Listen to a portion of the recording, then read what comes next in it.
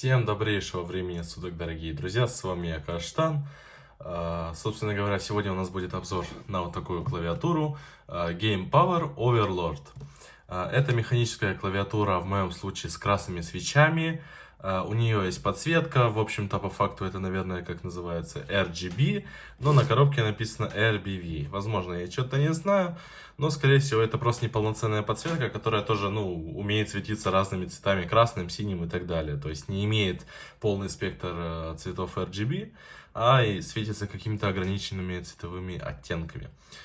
Собственно говоря, это 88 клавиш версия, то есть она не очень большая, она относительно миниатюрная. Вот, и, собственно, приступим к распаковке. Также у нас сегодня будет распаковка, так скажем, процессора. Он наконец-то ко мне пришел, я его заказал. И чтобы собрать компьютер, мне буквально остался блок питания. Ну что ж, пока что мы приступим к распаковке клавиатуры. Сзади у нас пишется то, что, характеристики 88 клавиш, то, что она сверху типа как металлическая, у нее есть антигостинг, то есть full антигостинг, то, что можно сразу несколько клавиш нажимать, и клавиатура это будет понимать. 50 миллионов нажатий по клавише одной, скорее всего, или это рассчитано на то, что типа все клавиши вместе, сколько они нажатий. Ну, не суть важно, в принципе. Понятное дело, им нужно что-то написать сзади, чтобы было интересно. И вот, кстати, свечи, которые здесь могут быть синие, красные, так скажем, коричневые и черные. Если честно, вроде бы как мне нравятся красные свечи, но и синие свечи тоже мне как-то зашли, но я все-таки решил взять красные свечи, поэтому как-то так, решил все-таки заказать и не морочиться. Так, открываем коробку, и что мы видим? Клавиатура. И также, к моему большому удивлению, в таком даже пакетике есть Gamer Keychain. Это геймерский брелок. То есть я уже глазом буквально заглянул, что есть в этой коробке. И реально ведь это брелок, и не просто, а здесь брелок с синим свечом. И это реально вот сидишь и можешь вот так вот нажимать.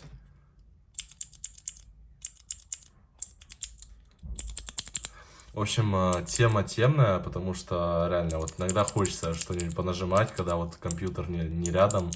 И очень и очень прикольно. Понятное дело, красные свечи так сильно не щелкают, они не имеют такого звука, но все же. Дальше у нас идет клавиатура. Она замотана вот в такой вот, можно сказать, антисатанинский пакетик. Также здесь есть вот такая штука. Честно говоря, я не посмотрел, как она точно называется, но это чтобы снимать кейкапы. Дальше. Идут три вот такие прям плотные наклейки, то есть не просто там вот маленькая тоненькая наклейка, которая порвется, это буквально вот такие реально толщенные наклейки, даже не знаю как показать. Они плотные очень и при этом переливаются разными цветами, 3 штуки. Скорее всего наклею одну такую наклейку себе на корпус. Далее у нас идет провод от клавиатуры, он отсоединяемый. То есть его можно подсоединяться, отсоединять, чтобы клавиатуру, так скажем, с собой переносить более удобно. Ну и если ее вообще нужно переносить. Мануальчик и рассказывают, что здесь за клавиатура такая, как ей пользоваться и куда она подходит. И также вот такой вот непонятный буклетик. Only for Gamers, Overlord. Механическая клавиатура с 88 клавишами. Здесь у нас описаны полные характеристики. Кому интересно, ставьте на паузу. Можете почитать, если вы тоже в Турции живете или хотите заказать ее откуда-то, откуда она может прийти к вам. Собственно говоря, в принципе, здесь уже все. Смотреть в коробке дальше нечего. Я аккуратно ее сейчас положу на пол. Клавиатура. Она довольно маленькая. То есть вот моя рука по сравнению с этой клавиатурой. Точно я не знаю, 88 клавиш это 88% клавиатуры, или это 60, или это 70%. Вот она такая вот довольно, кстати, приятная. Клавиши здесь не полностью черные, они имеют такой синеватый оттенок на самом-то деле. И сейчас будет небольшой саунд-тест. Лучше, конечно, поставить вот так.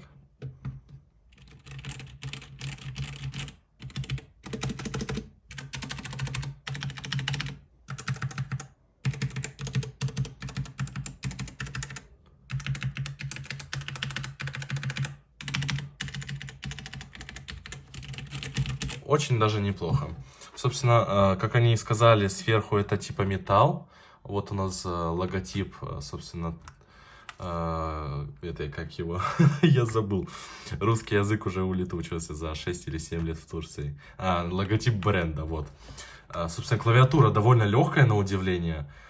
И здесь это вот как алюминий, можно сказать, или железо, точно не знаю, но похоже, честно говоря, на железо. Кстати, кто заметил, здесь нету нанлока, но его вроде можно с помощью какой-то комбинации либо заменить, либо придумать, в общем, что-нибудь. Вот как клавиатура выглядит снизу. Очень даже приятно, на самом деле, сказать то, что, ну, типа, она выглядит плохо, ну, соврать. То есть, да, дешево выглядит, но все же я не думаю, что кто-то будет постоянно заглядывать под клавиатуру. Вот такие ножки здесь есть. Здесь они прорезиненные, чтобы они не скользили. И, в принципе, здесь на этом все. Я, конечно же, буду использовать ножки, потому что мне так удобнее пользоваться клавиатурой. То есть, вот, и реально вот такой размер клавиатуры, его, в принципе, достаточно. Кому не нужен нанлок, то почему бы и нет. Очень даже неплохо. И самое интересное, то, что красные свечи, вот именно, я не знаю, там куча разновидностей свечей этих красных, там черри, еще что-нибудь. Но вот именно эти, вот, они, ну, и не сильно шумят, и при этом чувствуется и слышится то, что это именно механическая клавиатура. То есть довольно приятное нажатие, сквозь вот эти буквы идет подсветка. И также из-за того, что вот так вот выглядит клавиатура сбоку, тут видно то, что здесь они типа как прозрачные. И через них будет проходить, естественно, сама подсветка этой клавиатуры. Собственно, она будет светиться, свистеть, пердеть. Вот. И, так скажем, доставлять удовольствие. Лично мне вот уже доставило огромнейшее удовольствие, потому что у меня лично никогда не было механической клавиатуры, и были только всякие разные дешевые мембранки, и даже вот красные свечи за относительно, там, сколько я заплатил, 699 лир, округляем 700, то на самом деле очень даже неплохо. В принципе, это все. Я проведу сейчас тест, и мы посмотрим, какие здесь есть световые режимы, как это все выглядит и светится. Собственно, вот я принес ноутбук. Он, кстати, не мой, он моей матери, за что я огромнейшее спасибо, что предоставила столь важный, можно ли даже назвать реквизит для видео. Я не знаю, правильно ли использовать это для ноутбука, но в любом случае, вот я подключаю клавиатуру, и она вот так вот запускается. Собственно говоря, то, что на видео я сейчас вижу, то, что она сильно так шумит, ну, то есть мигает, но на самом деле в реальности это не так, очень красиво и выглядит довольно хорошо. То есть, как мы видим, это не полный RGB. Для того, чтобы сменить, в основном на многих клавиатурах, чтобы сменить или увеличить яркость или скорость, нужно нажать FN, и тут всякие вот эти кнопки FN, Insert. Здесь у нас подсвечиваются только игровые клавиши. В основном FN, еще раз Insert. Здесь оно будет просто вот так мигать. FN Insert. И тут 3 режима, походу, или 4. FN Del. FN Del. FN Del. Вот это, кстати, довольно красивый режим, мне нравится. FN и Del. Не знаю, это вроде то же самое. Ну, вот как-то так. Дальше FN Page Up. Можно, кстати, увеличить скорость. Можно ее понизить. Медленная скорость, кстати, довольно красивая. Можно также понизить яркость и полностью выключить подсветку. FN вверх и увеличить. Дальше FN Page Up еще раз. Увеличим слегка скорость. Вот такая подсветочка. FN Page Up тоже. Еще раз Page Up. Вот так вот она идет одной линией. FN Page Up. Ну, короче, несколько режимов здесь тоже есть. Дальше. Самый красивый, по моему мнению, режим. Это режим, так скажем, так называемый как дождик. Очень красивый. Единственное, что клавиши, понятное дело, ночью не будет очень удобно печатать, потому что, ну, не подсвечивается вся область этим режимом, но можно включить самый обычный режим, который подсвечивает сразу все клавиши. Печатает эта клавиатура совершенно хорошо. То есть я уже проверил. Допустим, я сейчас напишу на ноутбуке что-нибудь, допустим, привет.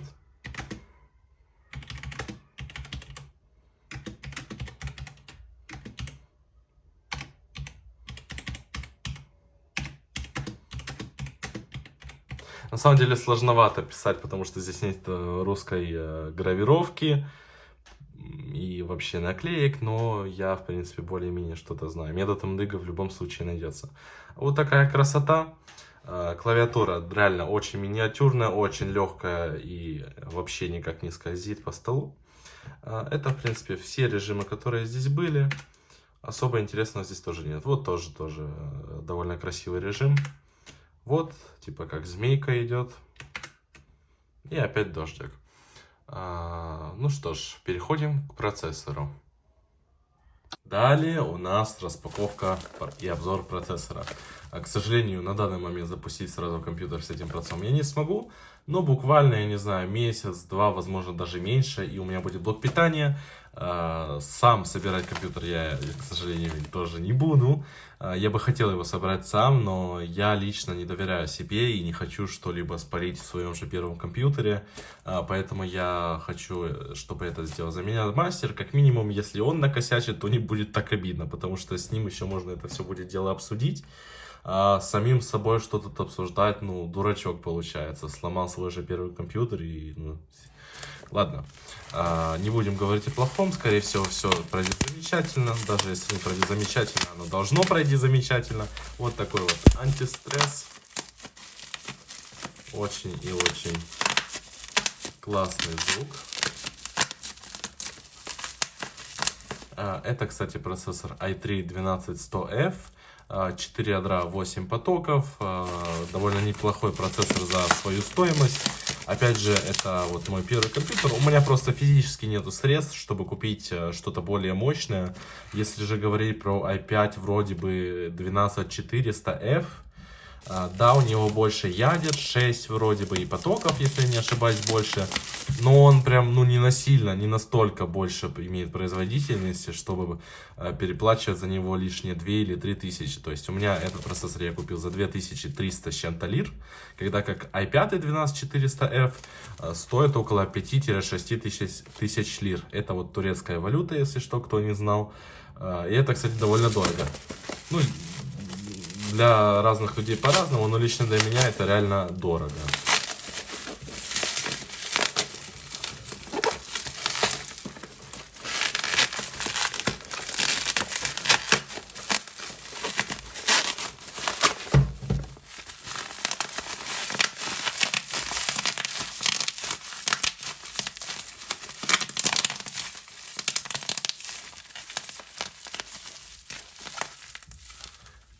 Кайфанули и хватит. Здесь у нас личная информация. Ладно, я ничего не показал. Довольно тяжелая коробка. Почему-то она даже ощущается как будто бы тяжелее без пупырки. Я не знаю, что это за прикол. Но, возможно, это мне просто кажется. Здесь уже выглядит какая-то бумажка неизвестная, непонятная для меня. Так, как его, собственно говоря, открыть? Потому что я, ну, еще не открывал процессор или что-то подобное. Я лично не знаю, как его правильно будет открыть. В общем, сейчас я разберусь. Не прошло и часу, как я разобрался. В принципе, вот так вот это все открываем. Это у нас буклетик от Intel, типа как гарантия, я так понимаю. Это знакомство с процессором, знакомство вообще, что это такое из себя представляет. Собственно, вот так вот это все выглядит. Скорее всего, мы делаем вот так. Это со стоковым кулером. Ну-ка. Да, вот этот запах, кто знает, вот кто шарит, тот поймет. Какой же классный запах новизны просто. Я думаю, что довольно много людей знает, о чем я сейчас говорю, потому что это, дорогие друзья, никаким другим способом, кроме как купить что-то из подобного, так скажем, это никак нельзя по-другому, наверное, почувствовать, потому что это что-то особенное. Так, я в очередной раз пытаюсь понять, что, как и куда, потому что я лично сейчас немного не шарю, что здесь и куда. Скорее всего, вот так вот надо открыть здесь. После чего вот так открываем. И здесь наш стоковый интеловский кулер. Он довольно тяжелый, кстати, это здесь нанесена уже заводская термопаста. Да, пыльно, кстати. Я не думаю, что эта пыль успела налететь вот как раз сейчас, потому что, ну, у меня не пыльно настолько в комнате, чтобы что-то подобное происходило. Я думал, что он побольше будет, на видео он, естественно, кажется будто больше. Но, в принципе, его должно хватать. Кстати, капец, он тяжело крутится. Ну, не прям тяжело, но он прям такой массивный, что ли, я не знаю, как правильно сказать. Вот. Но и при этом, да, чувствуется то, что он новый, весь блестит. Также у нас здесь провод. Так, вот он. Вот такой провод. Подключаем его к материнской плате, и все у нас пашет. Также у нас есть ножки. Это я ничего трогать не буду. Я сейчас это все запакую обратно, и компьютер, и все его части будут ждать своего, так скажем, выхода. Также здесь есть вот такая наклеечка для тех, кто любит клеить на корпус что-то, чтобы это красиво выглядело, чтобы было понятно, что у тебя в системе, и чтобы ты смотрел на свой компьютер и понимал, что вот у тебя там, я не знаю, Core i3 в компьютере, или там, я даже предположить не могу, что у кого стоит на самом деле, потому что в нынешние времена очень много разнообразного железа и всего остального. И какой же маленький процессор, боже! Я, вот честно, всю свою жизнь я представлял, что он хотя бы чуть-чуть больше будет.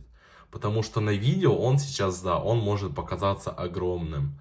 Но мало того, что он весит довольно, ну так, прилично для своего размера, так еще он просто миниатюрный. Он, ну, серьезно, ну, блин.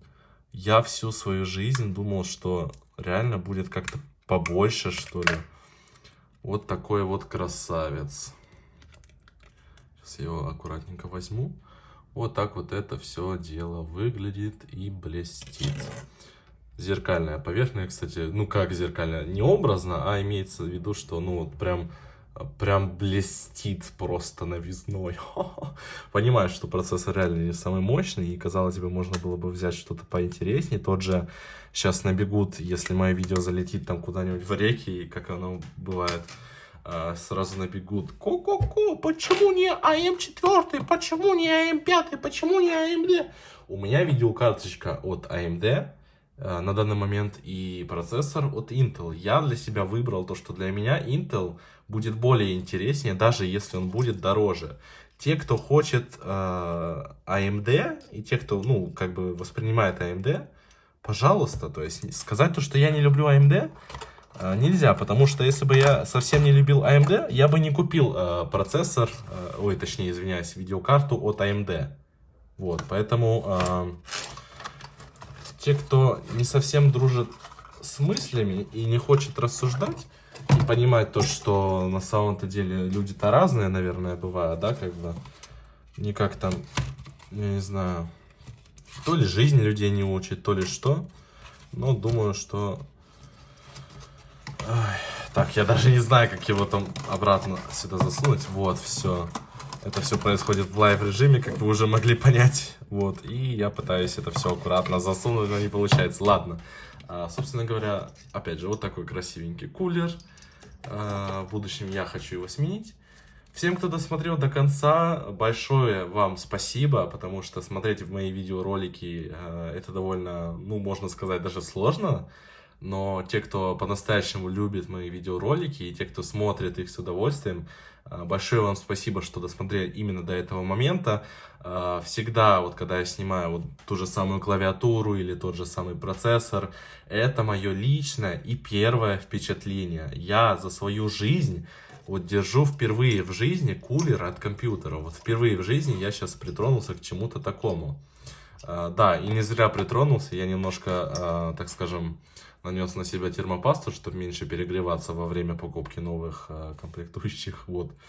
Так вот, это все мое самое первое впечатление. Я делюсь им с людьми, которые, возможно, посмотрят мои видео и оценят мои, так скажем, можно даже сказать, старания, потому что в будущем я хочу снимать также видео по всяким играм, поэтому в будущем еще интереснее будет.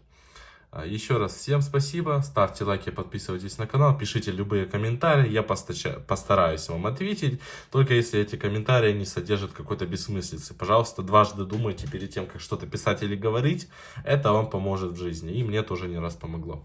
Поэтому всем пока.